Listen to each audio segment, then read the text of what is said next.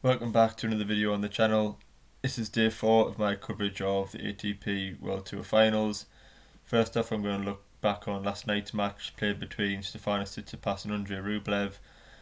These two players are two of the most exciting players, certainly of the next gen group. Both have fantastic futures in the game. Andrei Rublev came to this tournament in fantastic form, having won 5 ATP titles in 2020, although was largely untested at this sort of level, which has shown this week. But as I noted on Twitter and in my commentary last night, that he's a young player that will come on leaps and bounds for an experience like this of having to go toe to toe with Rafael Nadal and Stefanos Tsitsipas. He's still a very young player who, as I say, has had his breakthrough year in 2020, and I'm sure he'll improve for a lot this week. Tsitsipas is one of my favourite players, certainly of the next gen group. I think he's very entertaining to watch, charismatic, got a great personality. Has a fantastic first serve that we all know, got great serve speed, serves up a lot of aces, backs it up well at the net. I think Tsitsipas's forehand's improving all the time at its best when he's looking to hit the lines and construct points by attacking opponents. I think he's very, very good. He's got great conviction at the net, a very, very good volleyer for a player of his size. His backhand isn't quite as good as Thiem's yet, but it's still very special, but not many backhands are as good as Dominic Thiem's. But overall, I just think he's very entertaining. I think he's a great player for the game, and he's going to be a future star who no doubt wins lots of titles. So just looking at the match, I thought it would be very close going into it. I wanted Rublev to turn up and play some of the tennis that he's played and showed what he's capable of. He's played fantastic tennis in 2020, and it's probably the biggest stage that he's played on. In a 3-set match, and I just wanted him to turn up and produce some tennis that he has in the past, because he didn't do it the other day against Rafael Nadal. I think he was overawed by the occasion and outclassed ultimately by Rafael Nadal, but he played very well last night. It was a disastrous opening set for him. Tsitsipas played outstandingly well in that opening set. He returned well, he served fantastically well, he attacked the net, as I say, with real conviction. He volleyed, he had plenty of winners on forehand and backhand, and he more or less just blew Rublev off the court. Didn't allow Rublev any time to move up the court. Rublev couldn't quite find the depth on the forehand and backhand. He was making lots of unforced errors, and Tsitsipas took every opportunity and just blew Rublev off the court in the opening set 6-1.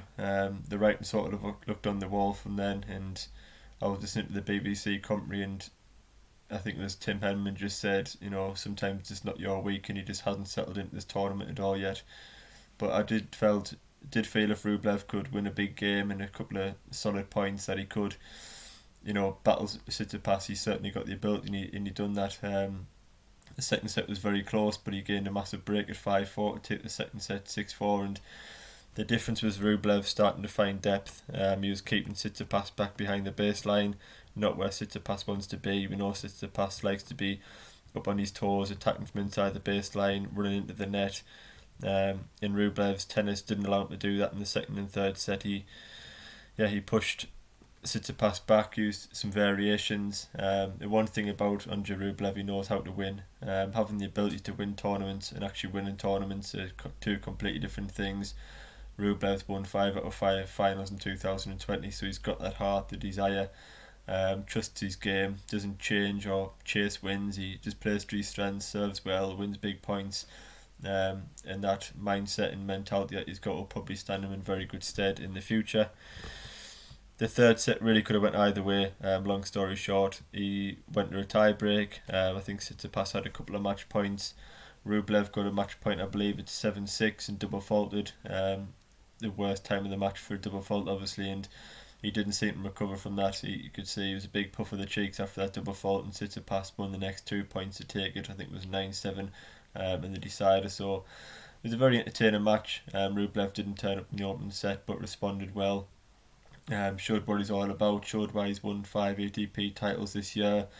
And as I say, he hasn't performed his best probably consistently this week, but he's a player that will learn a lot from this event. Tsitsipas, defending champion, was disappointing the other day, but has kick-started his tournament, I feel, now, with that win over Rublev, and I think the winner of him and Nadal progresses to the semi-finals, so yeah, in for a thriller match tomorrow if anybody gets a chance to watch that one. Moving on to the first match of today, which was played between Alexander Zverev and Diego Schwartzman, and I was looking for Zverev to make a real statement in this one. I'm not at all criticising Diego Schwartzman. I think he's had a fantastic year, but it's no secret that Schwartzman is favoured on a clay court, or at least a slow court.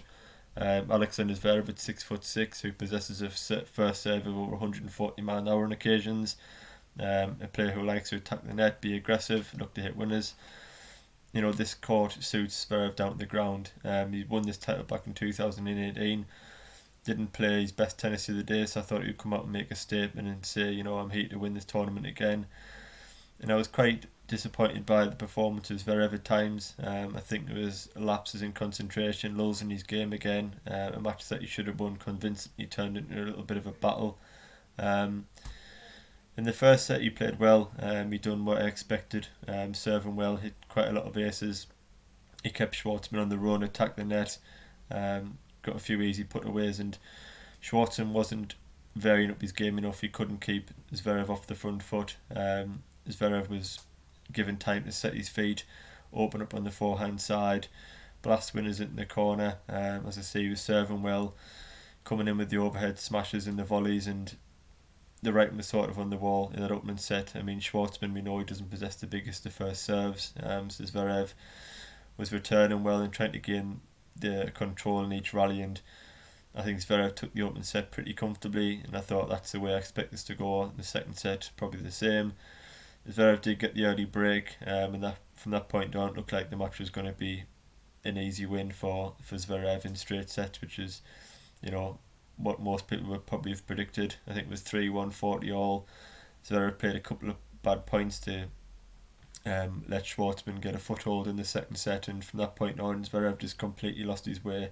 Credit to Schwartzman, he never gave up. He defended very well. He's got immense speed, very efficient with the way he moves. He varied his game up with the slice, kept Zverev on the run, moving him wide.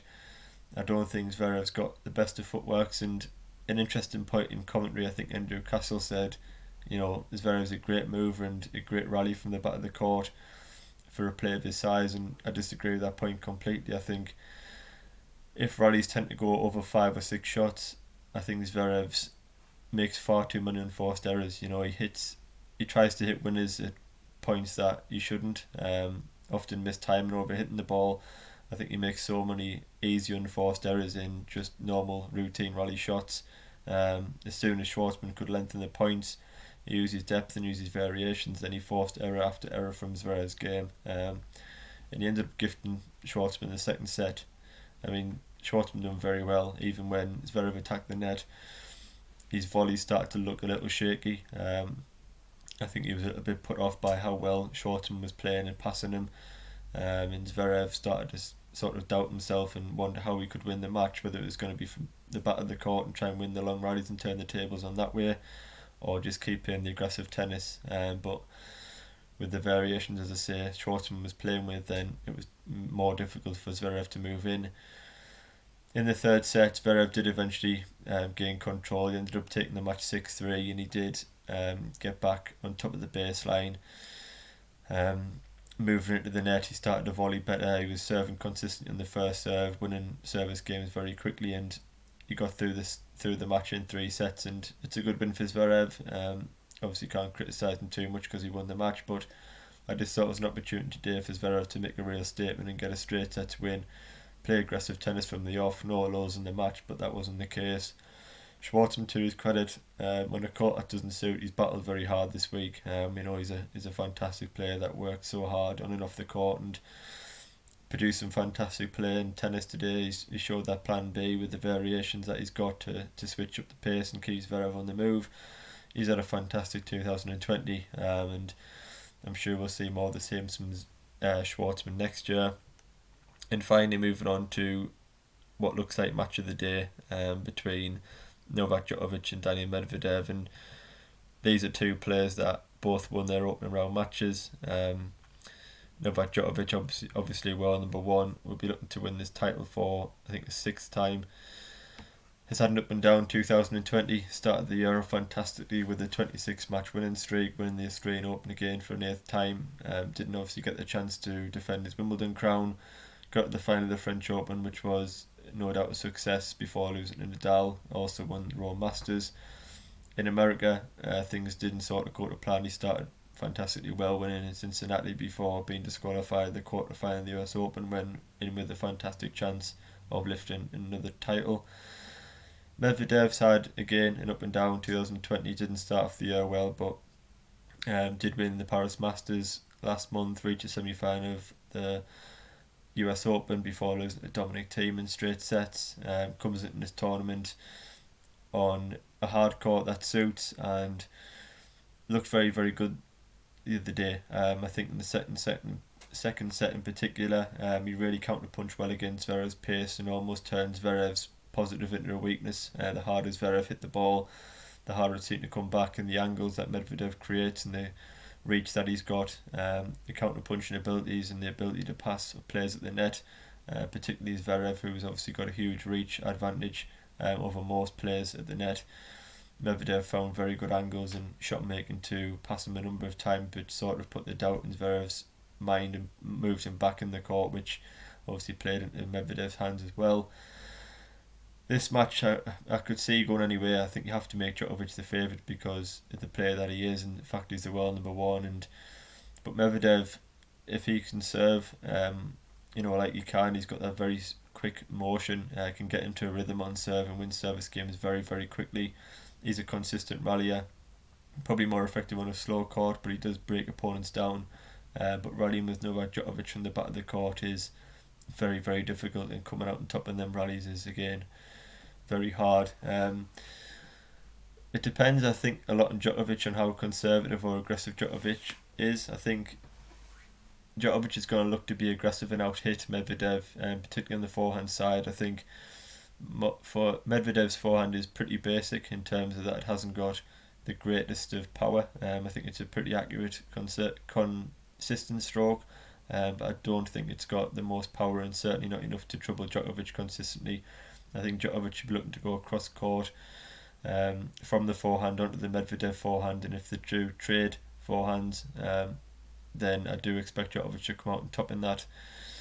Even on the backhand side, there's nobody in the world with a better double-handed backhand than Djokovic. So you do look at Djokovic and think he's going to have the advantage in the matchups, but with the way Medvedev's defending, covering the court and counter-punching, then you certainly can't write him off in this one. And as I say, that first serve can rattle off games very, very quickly. For Medvedev, one slight criticism of his in the past few years that I found is that he's a very slow starter. He was the other day against Zverev. He'd give the opening service game away. Didn't start that match at all well. It wasn't until Zverev gave away them 3 consecutive double faults that Medvedev really got a foothold in the match. You can't give Djokovic, a 2 or 3 game head start in the first set. If you give Djokovic the first set easily, then it's going to be very difficult to win the next 2. Once Djokovic gets into a rhythm and in the lead, we know how good of a front runner he is. So yeah, I think it'll be a very, very good match. Perhaps a lot of long rallies. We know fantastic Djokovic's defence is, his speed, his flexibility, and the same for Medvedev. The two of the best defensive and quickest and flexible players on the tour, which should make for a lot of long, interesting rallies.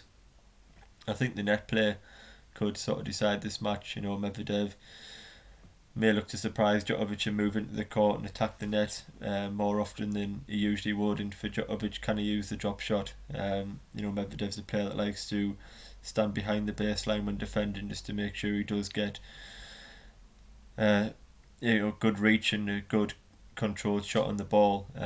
Will Djokovic look to use that drop shot? It seems that he's looking to use it more and more as his career progresses. It didn't work very well the other day, but if Medvedev is deep in the court and getting Djokovic's ground strokes back, then it may be a good ploy for Djokovic to surprise him with the drop shot. But really looking forward to tonight's match. I am doing a live commentary on it on Grand Slam Tennis Online, so I'll leave a link to that in the description below if you want to tune in. I think it starts around 8 o'clock. I will also be covering the rest of the tournament on my Twitter account, so I will leave a link to that as well in the description below. But thanks for watching another video, and I will see you on the next one.